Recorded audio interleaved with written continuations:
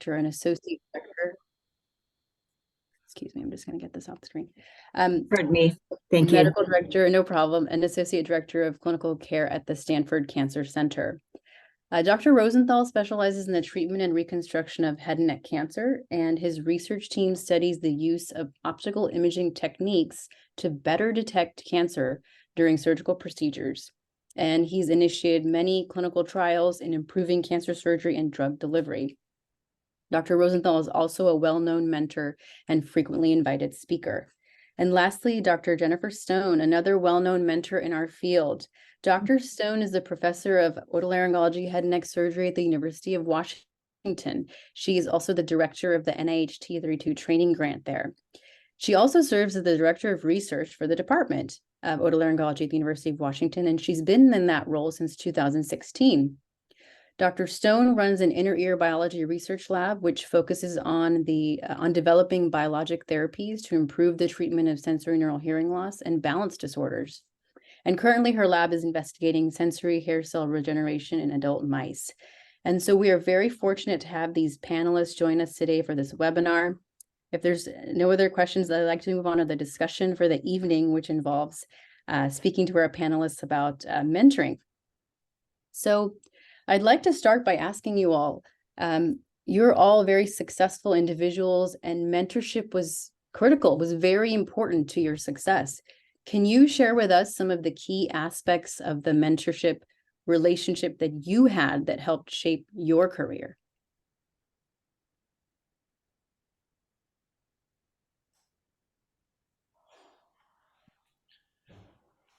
You want to start, Jenny? Ladies first. Sure. I'll start. Yeah. First of all, I want to say thanks for the invitation. I'm not a clinician scientist, so I'm a PhD trained professor, but I do work a lot with clinician scientists in training, from all the way from undergraduates to and also with assistant professors. So I'm really excited to be here. I'm very lucky to work in a department that values research in general, but also training in research as well. So I had two primary mentors in graduate school and also as a postdoctoral fellow. And I was extremely lucky to work with both of them. I've had a very great fortune in my mentorship. And I would say that, in brief, the reason that these two individuals were such great mentors was they worked really hard to build a very respectful, functional, and bi-directional relationship with me. And I felt like I had agency in this relationship, and I felt supported by them. And they provided me with constructive feedback that was really largely very positive. They made me really feel like I had no limits and would be successful in what I did. And that was really important to me. In particular, they both were very accessible, and it was clear that they were invested in what I wanted to accomplish. And I also want to point out that they encouraged me to take on activities I definitely would not have thought of doing myself. In fact, I probably would have shunned. And I'm thinking about this during, my late postdoctoral, early junior faculty positions, where I was encouraged to join study section. And, that was one of the best choices I was ever made to have, in collaboration with my mentors. So they've done a lot. It's kind of hard to summarize it, but that's a start. I want to thank Yuri and Iram as well for having me on. This is really exciting. There's not, a lot of head and neck oncologists in ARO, so it's nice to be invited and meet everybody in this forum. So thank you. My mentors were very fragmented. Like, I would have a mentor for this and not for that. And, I would have a professional mentor, and I would have somebody who helped me clinically, and then I would have somebody who helped me in the lab. And many of them really were peers. The strongest relationship, or the strongest impression that was made was the person that I worked with a year in the lab while I was a resident at Michigan, who was he was so enthusiastic about the science and about what happened. He was just phenomenal at getting people excited about things and saying, we don't really know, and what's going on here, and let's worry about the problem, and asking the question about what's happening and how do we answer that, and not being limited to a particular technique. So he was not a particularly kind mentor, but he was so enthusiastic, and he was very hard on me. But that, to me, at the time, was what I needed to hear. I'd had a number of other lab experiences which were not particularly motivating and just seemed like pure drudgery. So this guy just really, had an enthusiasm for the question behind the science, like, what's going on here? What's happening in this dish? How do we figure that out? And so that's inspired me. And since then, I've really had that interest, that interest in finding out what's going on, and leveraged many different skill sets around the university to get the right mentorship at the right time. So very different kind of mentoring, but it really worked well for me. Yeah, so I'm again very grateful and appreciative of this opportunity.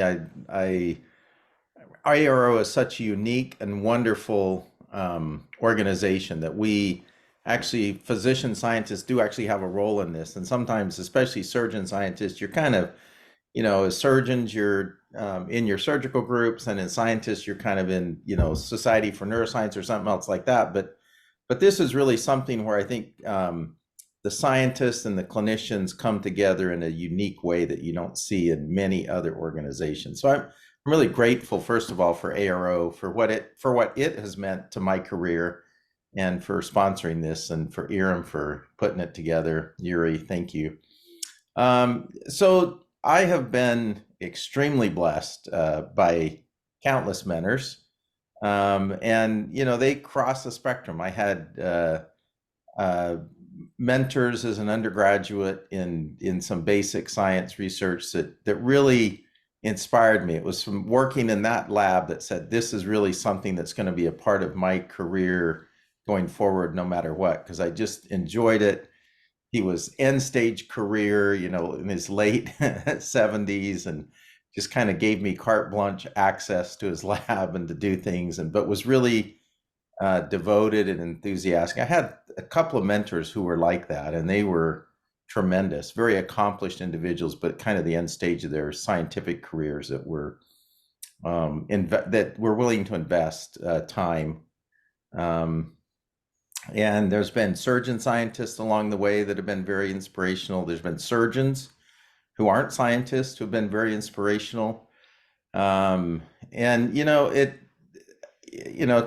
really isn't one. One that I will maybe call out a little bit was a guy who I hadn't even met before. And I was, at the time, I was a clinical fellow, a surgical fellow in Los Angeles. And I knew I was coming back to the University of Iowa. And I was looking for some help with my K award. And, he just happened to study in the eye what I was interested in the ear. And I hadn't met him before. And we struck up an email sort of relationship. And he is the person who taught me how to write specific aims pages for a grant. And he spent, I don't know how much time he spent personally, but it was several iterations of that page going back and forth, back and forth, back and forth. And he honed that thing until it was right. And that's the only thing, that was our only interaction. But it was tremendous. It really helped me. And so you'll find lots of different mentors. I'd say maybe two other things. The people I've had in my lab, the mentees, have mentored me as much as even the people ahead of me. And across all of these, I think the one common thing is they're inspirational. So they motivate me to think harder and do better and think outside the box a little bit as they bring ideas. So it's been tremendous. My colleagues have been tremendous. So it's a wonderful life for those of you contemplating being a surgeon scientist. There might be one or two drawbacks, but it sure is a lot of fun. So maybe it's like hiking your skis up the hill, but you do have a fun time coming down. Let me just interrupt. Sorry, Iram, just to say welcome, Alan, who just joined us, Alan Cheng, who's another member of the Clinician Scientist Committee of the ARO. So welcome, Alan. And he'll be jumping in, I'm sure, with some of his own experiences.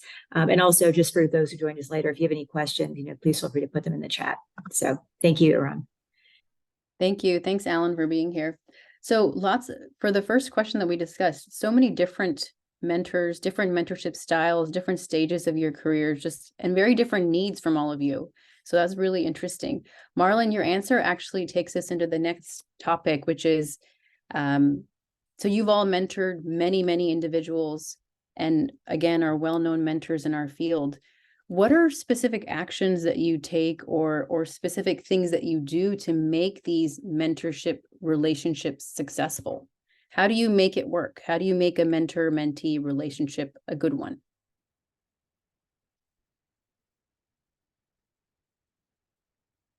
Marlon, maybe since you ended on the mentee. Okay, thanks. Yeah, I'll do my best. I would say, first of all, I'll admit that I carry a lot of guilt because I don't do it as well as I should. My heart is there, and if I could accomplish all the things for people that I desire to accomplish for them, if I just had that within my bandwidth and capacity, it would be a lot better. But we have limitations, and those limitations are frustrating for me as much as they are for the people that I'm blessed to work with. So I'll admit that from the beginning. But I think I look at mentoring in two aspects, maybe three. One is related to specific sort of science and things like that. And in that regard, I think it's really helpful to help them to blossom, to foster their thinking, require them to write, especially grant writing is a really good way for, they've got to be able to consolidate their thoughts. And I can actually give them better feedback when I see how well they've consolidated their thoughts and where the flaws might be. So I think that's one element. Another that's maybe more critical is just overall career mentoring, and that often evolves into sponsorship. And I think a mentor needs to also not just be someone that kind of tells you how to do things better, mentors you, but you need to really sponsor the people that are there. That means you go out and do things for them and help them and write letters and talk to people and get them opportunities to present their research and really highlight them. And make sure that they're getting as many opportunities as they can. And then I think it's important to just have a very, I'm trying to think of the right word, but I don't know if integrity is the right word but just so that you live your life in a way that is an example, and that there's no doubt in their minds, one, that you're going to, the science is going to be rigorous. You're going to do the right things. You're going to publish it the right way. You're just going to do it right. You're going to live life right. You're going to treat patients right. You're going to try and do the right thing. And I think that helps elevate and inspire them. And they understand, everyone makes mistakes. We all do.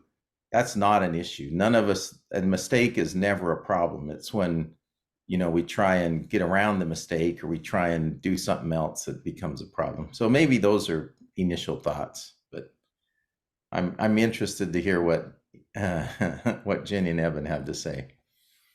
I want to say I completely agree. It's not the mistakes that are made; it's how you manage the mistakes that you make. And I think there's this great book called On Confidence, and one of the things that it says is, as long as you wake up every day saying that you're going to make a mistake, you can do pretty well, but it's really how you manage that.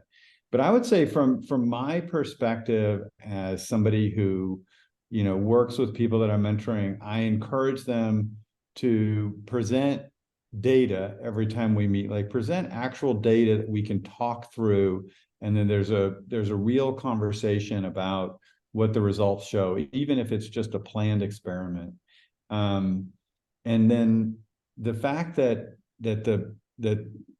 you have data and you are generating ideas results in a lot of really fun interesting conversations. And from there, you can spin out new ideas and so on. But it has to start with data that you've obtained, interesting information that you've obtained, that you're either synthesizing published literature and applying that to new ideas. But I think that that's the ground truth for, you know, those meetings that will drive science, and what question are you asking? And it helps me to kind of then focus and learn a little bit about where the interests are for the student and where the excitement is, and where that person wants to go. So, you know, to be honest, I kind of forgot what the question was, but kind of just communicating to those folks that, you know, are being mentored. You know, I just think that's the most important thing. And then, you know, communicating when you can't do something because you know, and because you have a problem or whatever, you know, just kind of communicate really well about what you can and can't do.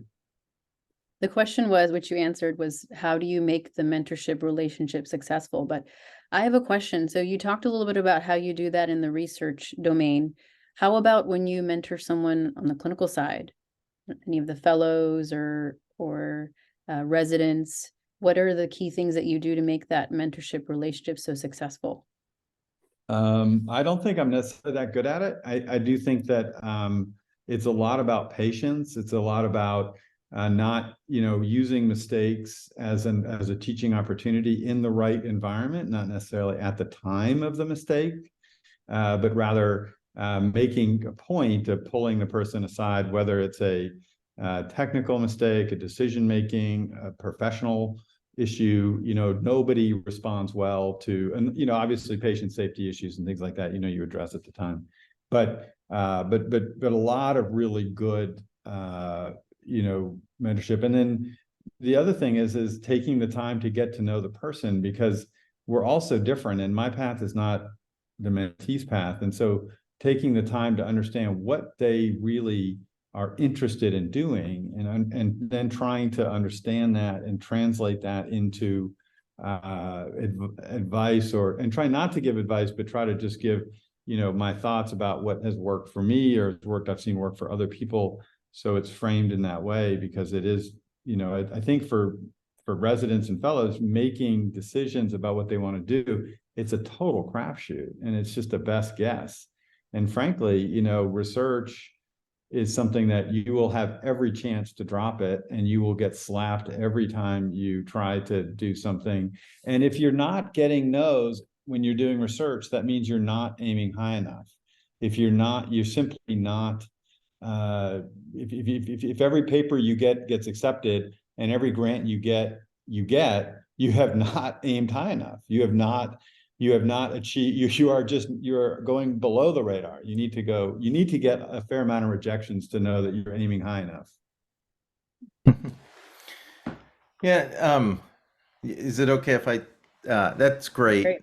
You know, I think this is, I kind of neglected in my response to address this issue of physician scientists, because this really is on physician scientists. And that is a very unique opportunity and experience, you know, and so I think that one critical element to help them understand is that as a surgeon, there's a lot of things that you can bring to the table that's unique, and you need to leverage that.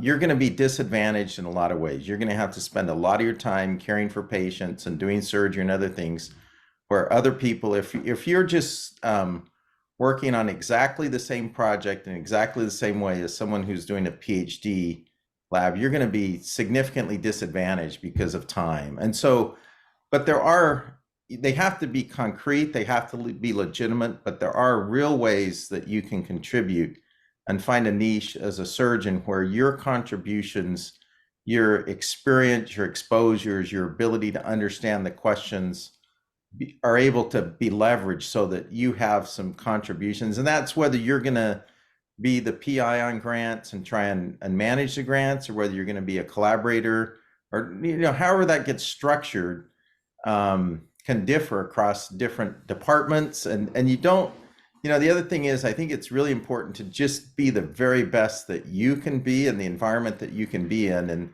not everyone's going to be Alan Chang and do, kind of the same, PhD level basic, biology of ear regeneration.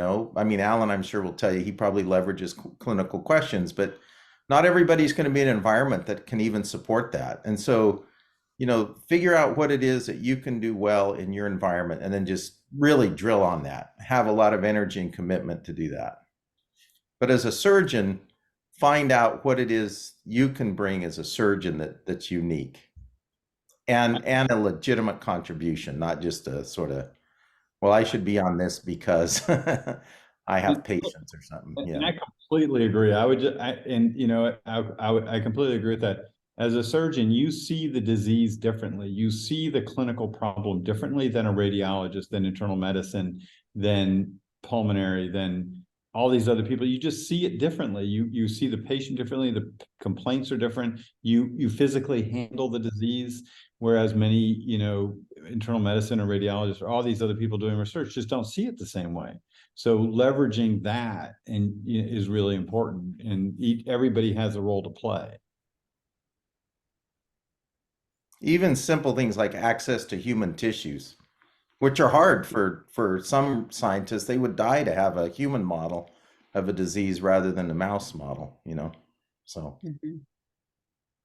I would just add, I think one of the most important points that was made here is that you really have to build a relationship and get to know the trainee and where their starting point is, where they want to go, and help guide that process. And that, I think what I've encountered a lot with medical students and with residents to some extent is a sort of a deference that sometimes doesn't allow honesty around problem solving. And I think, building really a good conduits for communication, which was touched on as well, and understanding that there are going to be problems along the way, and that's expected, and we constructively address them, is really important to set expectations. I've found a lot of times residents, when they're transitioning from clinical training into the lab, for instance, there's kind of a change they have to go through with a cultural shift, which is, now you're an inventor, now you're a creator, now you're a thinker beyond limits, and then I think helping that with that transition is a real responsibility of the mentor, and it's a challenge. So I think, creating really strong forms of communication, I think, making a scheduled, structured kind of relationship as well is good, but also letting people know that you're accessible most of the time, and you expect to be interrupted, and you want them to bring things to you. Your door is open. You want to help them problem solve. So that accessibility is really important. And I also think there's time when you need to recommend that they seek mentorship from other people that you're not able to provide. We all have diverse needs, and sometimes your mentor can't meet those needs. And so sometimes that might be someone outside your institution or in another department, but I think that's a real healthy thing to do as well. And the only other thing I would say is, oftentimes residents come in, they've got a year of research or 2 years of research, and it's kind of disjointed. Really helping them find a project that they can manage and be successful at is another key responsibility of the mentor.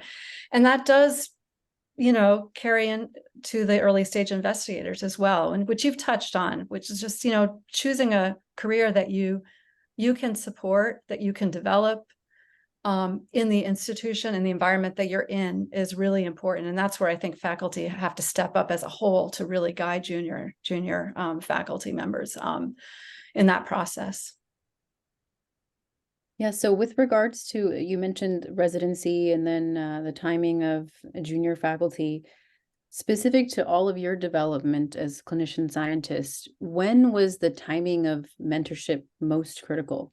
Was it going from, your residency to fellowship to being a junior faculty, or for you, was it, your postdoc? What timing wise ended up being the most influential? What's the most influential career stage? Or it doesn't have to be one, but perhaps a few critical times where mentorship really guided you. Well, it was funny because I remember having multiple conversations as I went through junior faculty where like you're dependent on grants as a faculty, whereas a trainee, usually a trainee resident or something, there's lots of different opportunities for you to drop into labs and work on somebody else's project. But as you try to work on your own project, you will find that the clinical demands are high. The funding becomes much more important, and you're given a real time frame, you know. So I just remember having conversations where I was like, well, you know, I think I'll give up the lab, you know, it's just kind of a headache and that kind of stuff. And people said to me, you know, I had a couple, the cancer center director at University of Alabama and a couple other folks said, you know, look, you know, if you're not investigating your own thing and you're just a surgeon giving people tissue, that's not research, you know, that's not driving your own program. And I think it's so hard because you do get so many, you know, no's, and the funding, it looks like you're going to run out of funding and you don't have any. And it's pretty frustrating, you know, to do that. And so I think that's the time where you really need, you know, the most help, in my opinion, is that first 5 years before you get your first ARO1, which really gives you that 5 years, more money, more credibility amongst your colleagues. So that's, I think, where a lot of us fail because we don't see the opportunities. The skill set that we apply just by working hard in a lab doesn't work anymore. And they're different. It's a different skill set. So.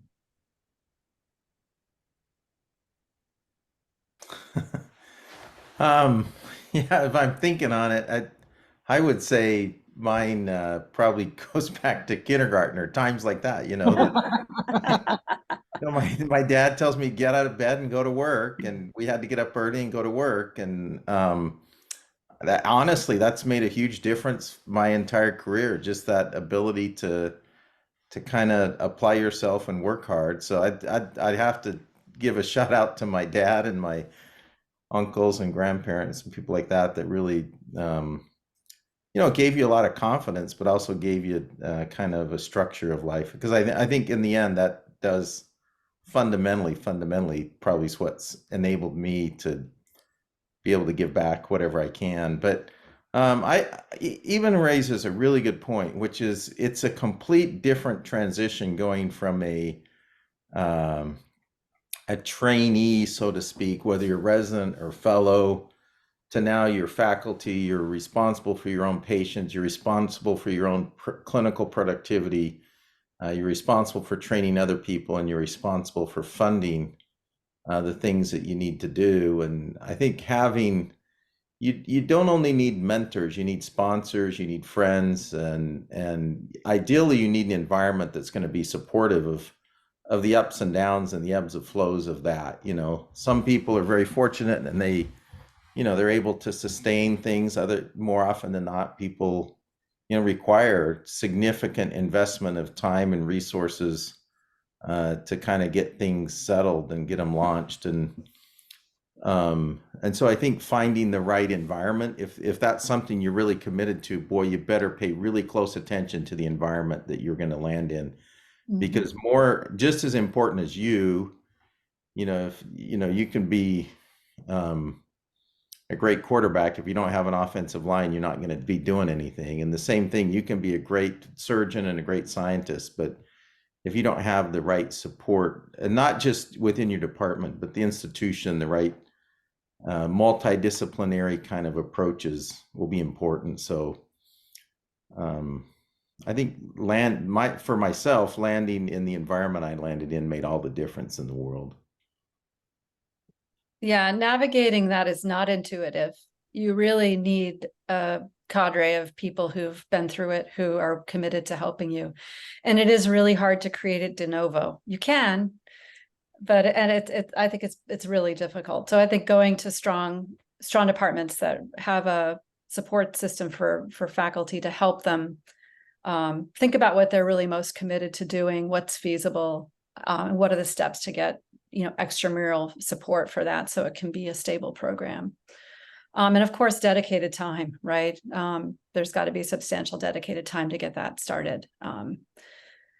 So I can't speak to any time in my career as a clinician scientist because I'm not one, but I've seen the struggling junior faculty, and I agree. In most residency research training programs, there's a lot of structure, there's a lot of support, there's a lot of guidance, and it is tricky once you get to the assistant professor position. And So the other just a thing little I'd bit say, more- oh, sorry. I just want to add one more. Mention that, you don't have to be like everybody else either. I mean, Right. Not everyone's going to,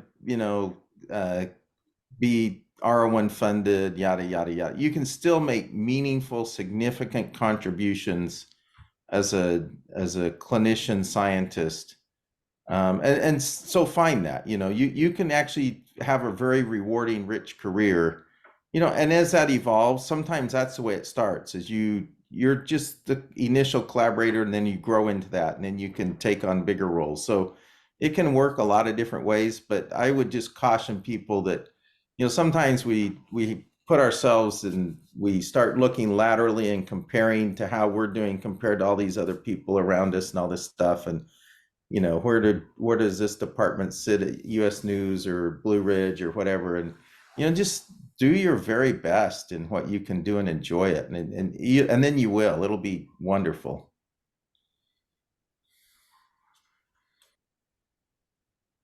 Great. Well, that's a really nice way to put it. If you can do your very best and enjoy it at every phase in your career, from when you're starting, from when you're in kindergarten and waking up to through training and through faculty, and then through the senior stages of your faculty career, that's the way to do it. So actually, there's an interesting article that Rick shared with our group from Nature that's actually discusses mentorship of the clinician scientist. And in it, there's a section that's called modeling failure. And so you all touched a little bit on different failures that helped shape you. And it really talks about the importance of discussing failures with your mentees. If you don't discuss these things, they will think that every grant you applied for, you received, every paper you submit is published. And so could you talk a little bit about modeling failure and about these challenges and different periods of your career that involve failures, and how do you mentor through that? Because it really calls upon mentorship in these types of times.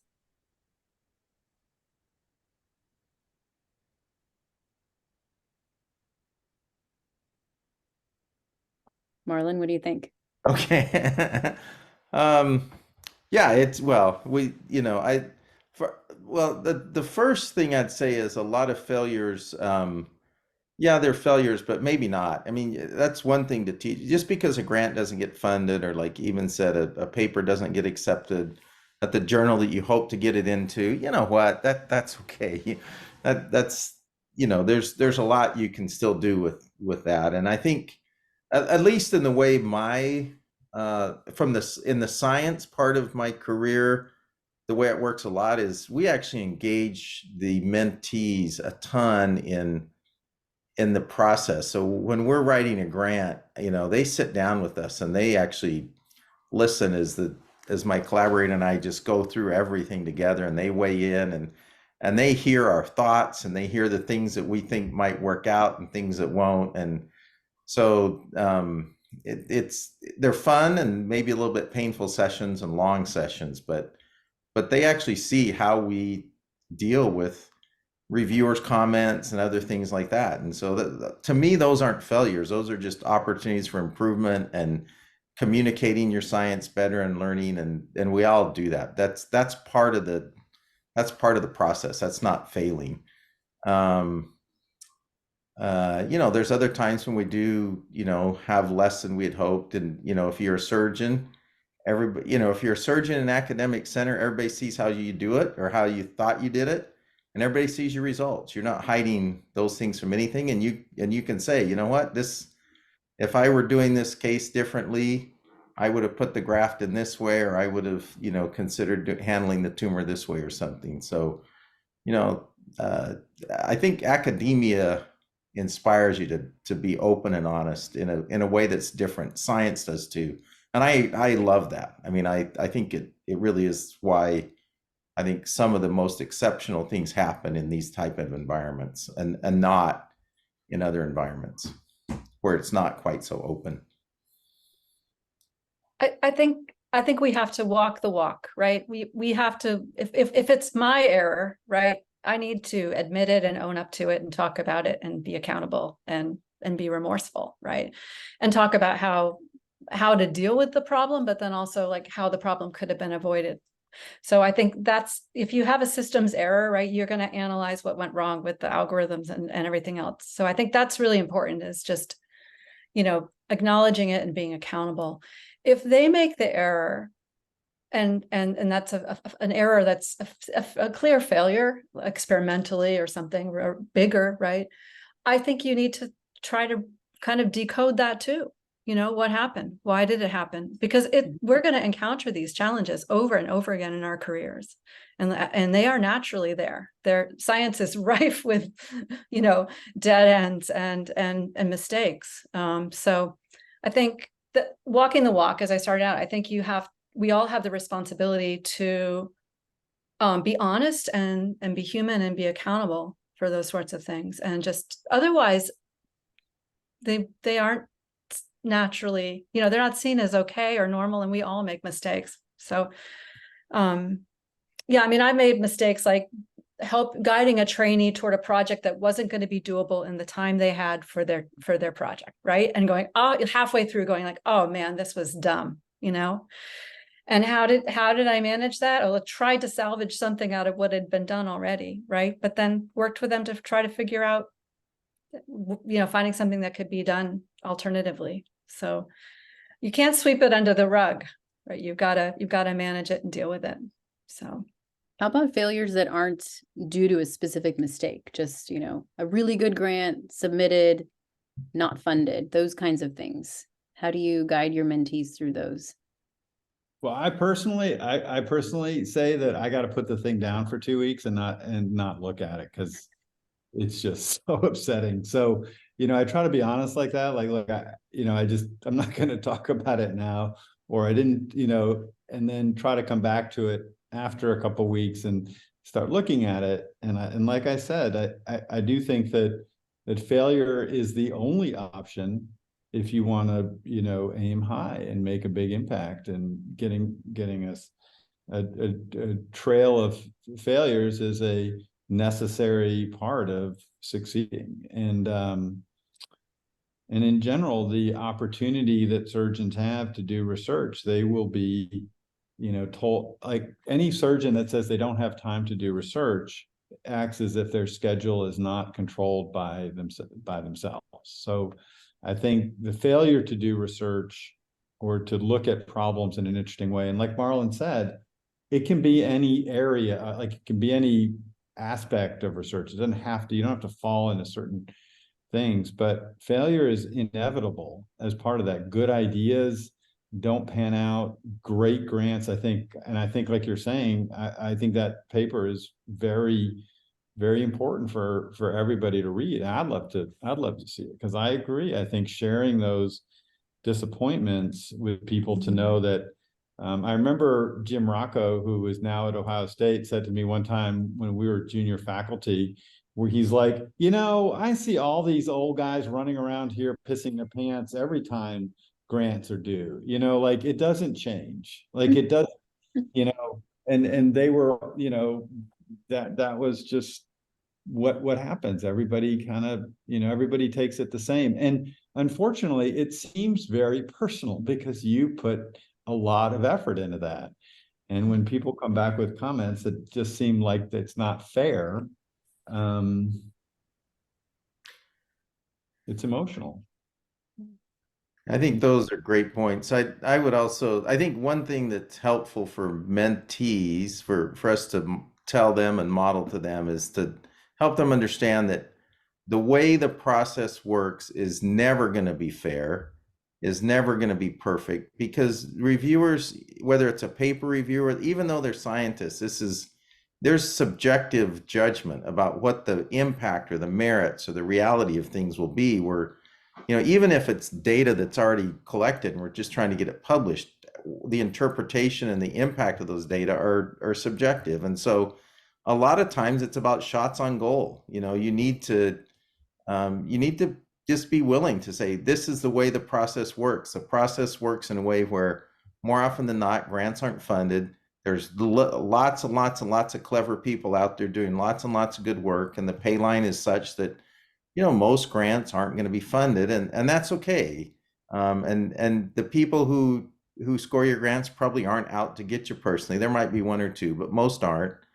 And you're just part of the same process as everybody else.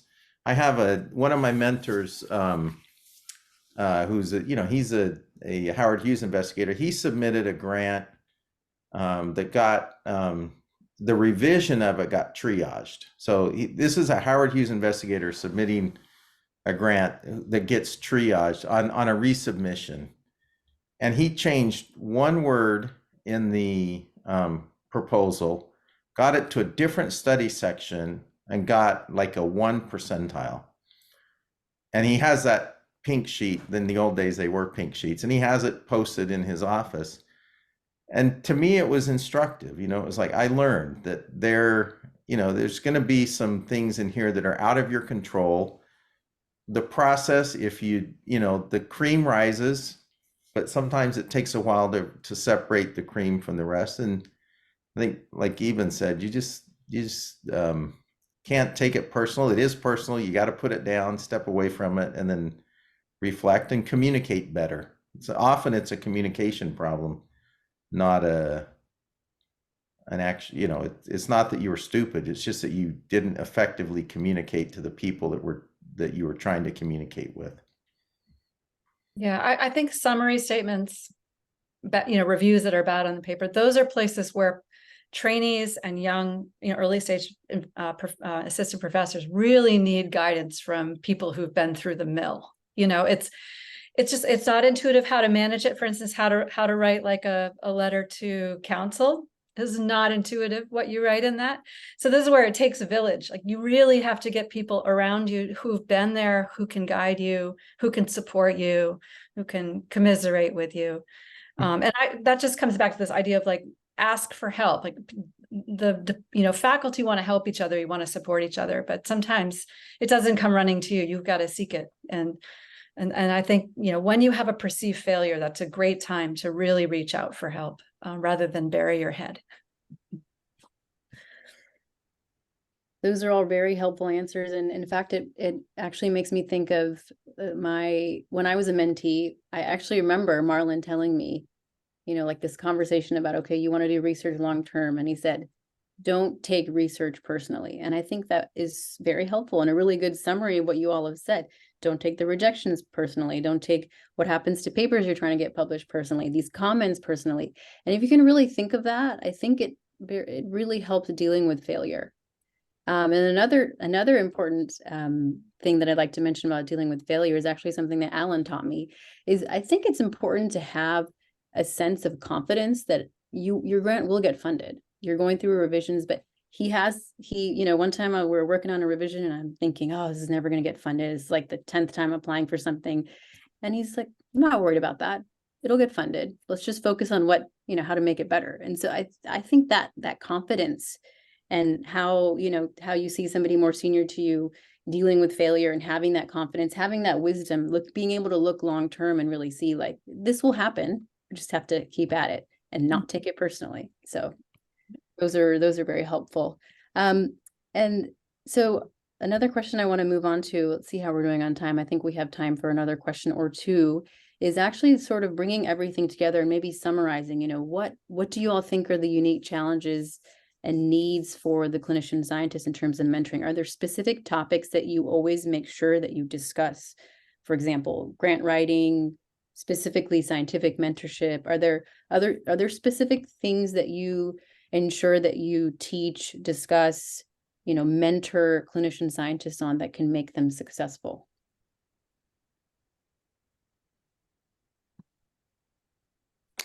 If I were to say one thing that's most critical, it's grant writing. because that,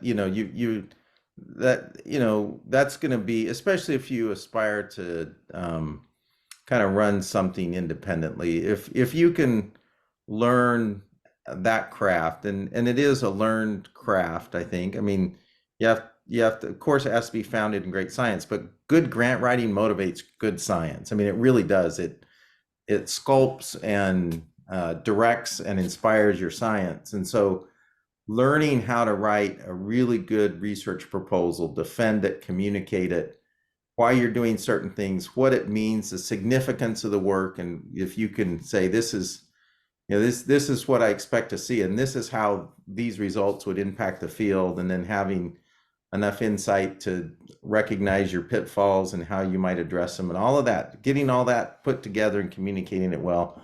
I'd say that's probably item 1A for me, that helps people, because I think that's where most people stumble, and it's a challenge. Like we've all said, it's you're going to shoot a lot of pucks before you make a goal, and that's okay.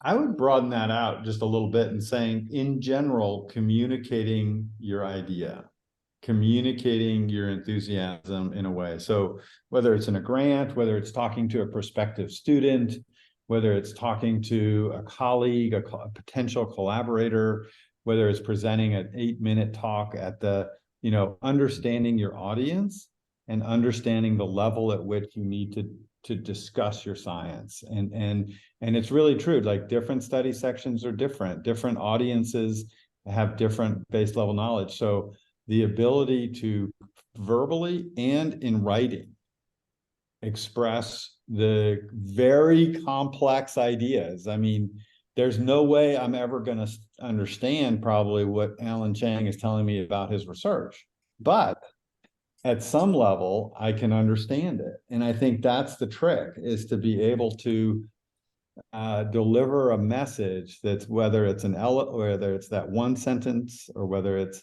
a full 12-page proposal, 13-page proposal, is really important.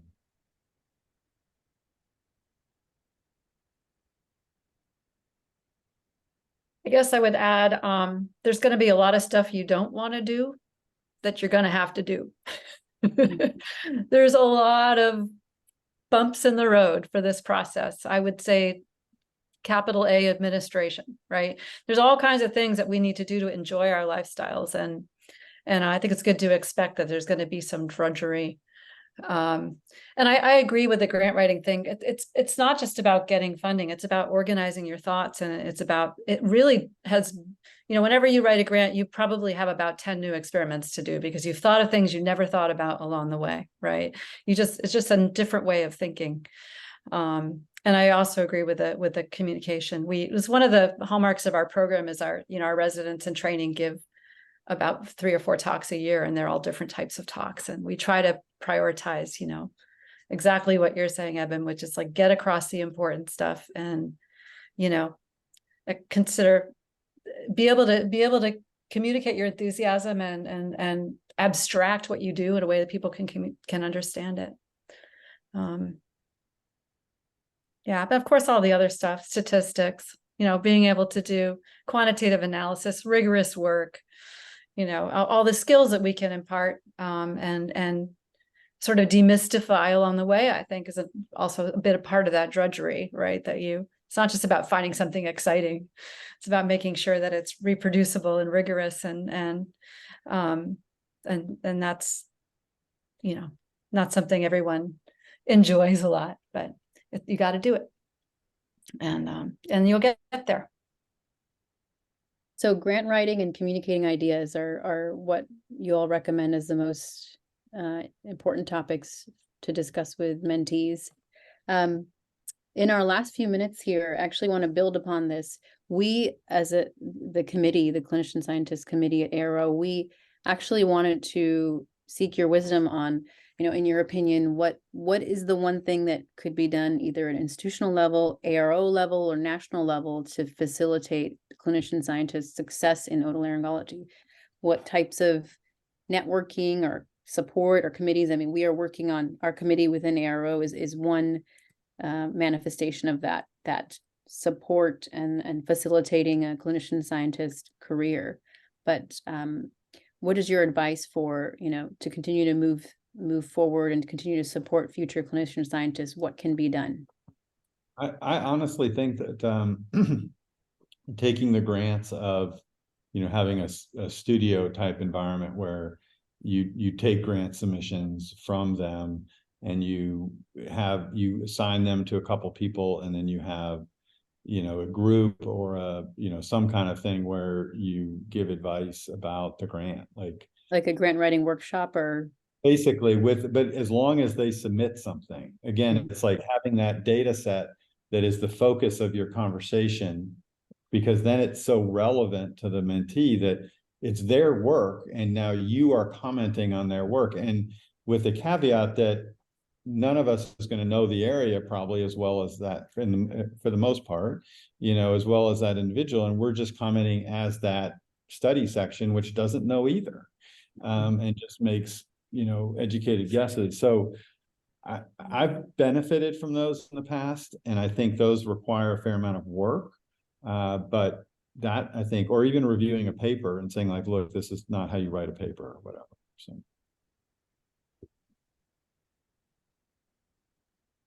I don't know, correct me if I'm wrong about this, but I feel like at this stage of training, it'd be really helpful to hear about different trajectories towards success. And understanding what the challenges are in the career that you've encountered, but then also what the glories are. And I think you may have people who are kind of on the fence about whether they want to go the whole way, or they want to do something else. And I feel like you're all great role models. And I think telling your stories and talking about what you love about what you do and why you keep doing it, because it's hard, would be, I know this kind of a little psychology or sort of light, but I think people need that inspiration to choose the lifestyle and go for the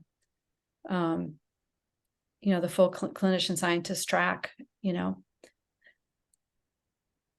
and talking about the things you talked about here, I think in these sorts of workshops would be helpful too. That you didn't have yellow brick road the whole way. It was hard. It was hard at stages. You had resilience. You got through it. You used these tools to get through it. And now you're where you are, and that they can do it too.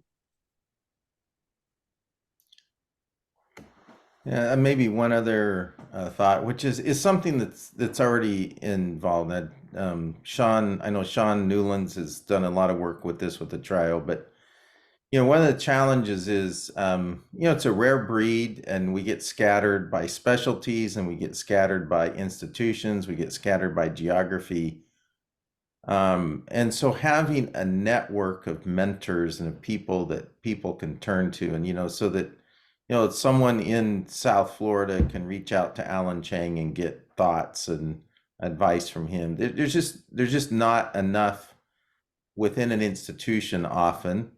And then also, helping people understand that it doesn't have to be within otolaryngology or something like that. One of my best mentors is the chair of neurosurgery, who's just outstanding in so many ways.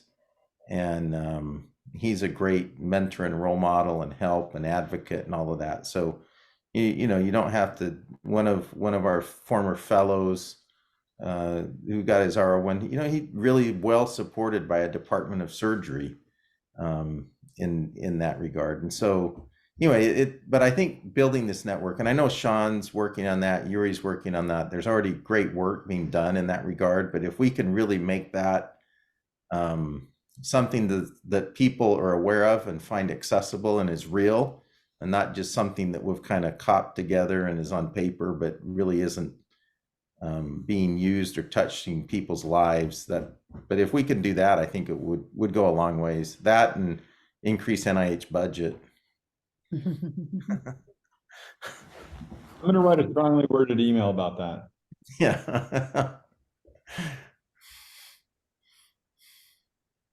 Well, I think that's great. We're close to the hour. And, I don't think we have any questions in the chat, and probably, don't quite have the time for it. So Thank you to our great panelists for a great discussion. I think, some of the specific experiences we heard about are really thought-provoking and I think really help us in terms of seeking mentors and being mentors. We have a couple more webinars that we're planning as part of this series. The next one will be organized by Rick Nelson and Alan Chang on the topics of transitioning to your first position, your first faculty position, and then on the topic of making the K-to-R transition. So hopefully more great discussion related to that. And we invite you, certainly feel free to send Iram, myself, the other committee members, questions that have come up or other suggestions for topics. And we'd be happy to entertain them. So thank you all for contributing your time and for participating, and have a great evening. Thank you all. Really Thanks, nice to Serum meet and you. Yuri and everybody. Great to be with you. Thanks, everyone. Great Thank job. you. Bye. Great job, Iram. Thank you. Bye. Take care. Good. Take care. Bye-bye.